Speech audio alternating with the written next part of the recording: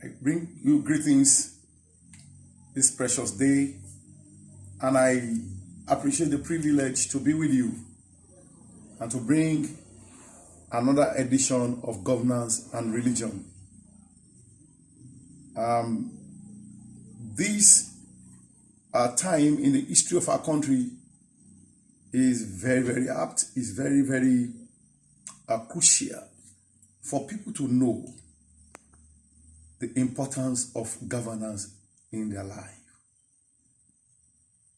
We have been talking about the cost of misgovernance, the cost of complacency, the cost of not getting involved, and what can be the result.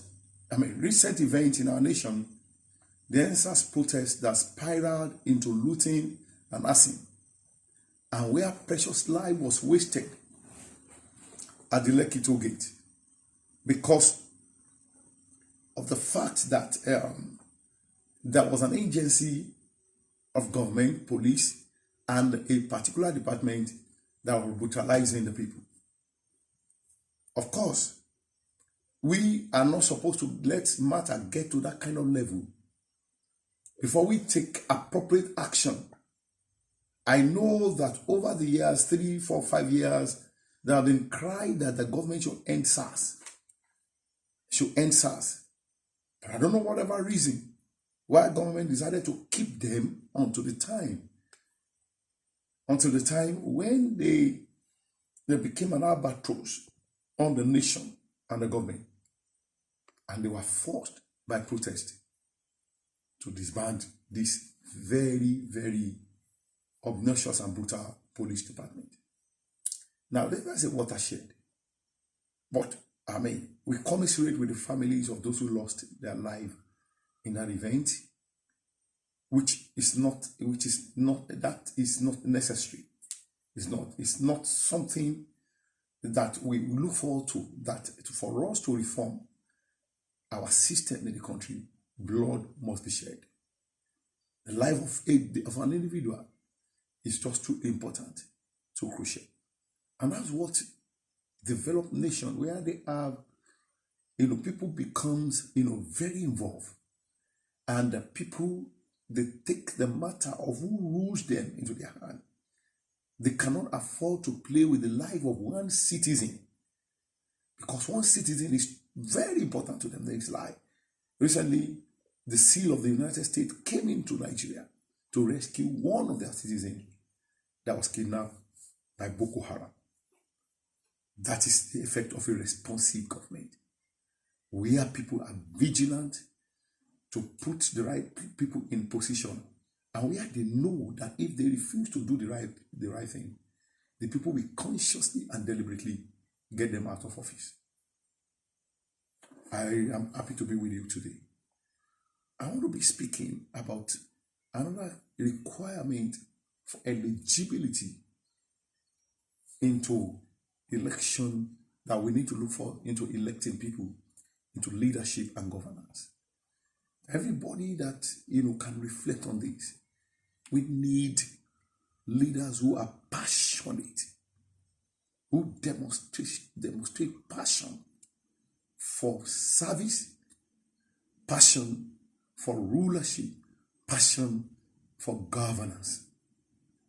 They are highly motivated and highly interested in offering their capacity, talent, and gifting for service to humanity. We are saying that passion is recognizable and passion is visible. Passion is something that we need to observe and see in the people before we elect them and we empower them to be over us. The mind of a man has the intellectual aspect and then the emotional aspect. There is the intellect, where memories of experiences are stored, where the will that control the determination and decision are placed, and where the intellect that process all information for eventual decision are situated.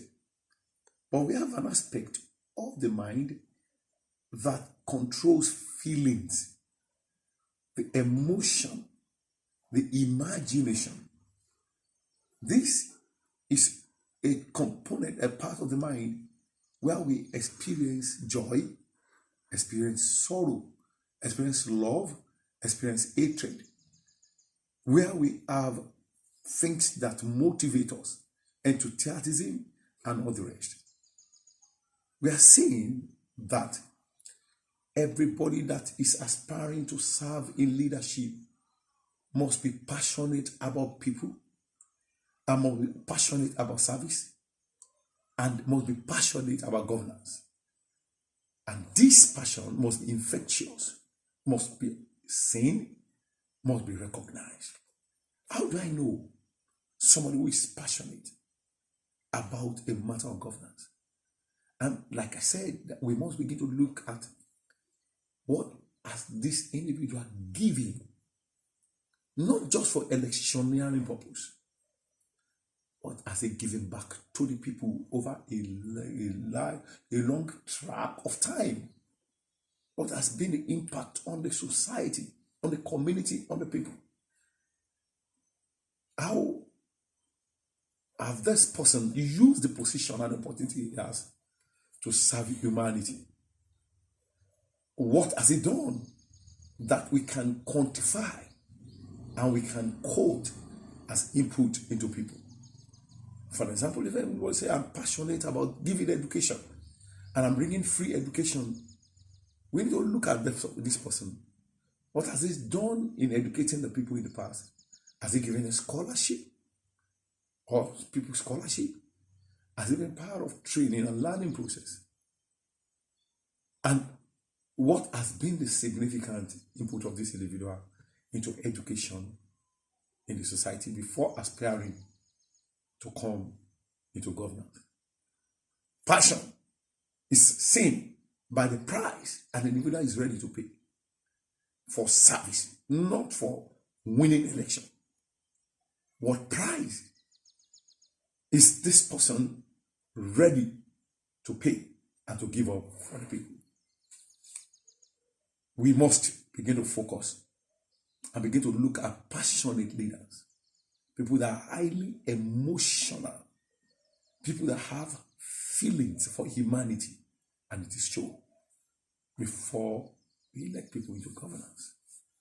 And I hope that you can share these with people, so all of us together we begin to work on yardstick and milestone for people who aspire into governance. Thank you this afternoon, and thank you for listening to me.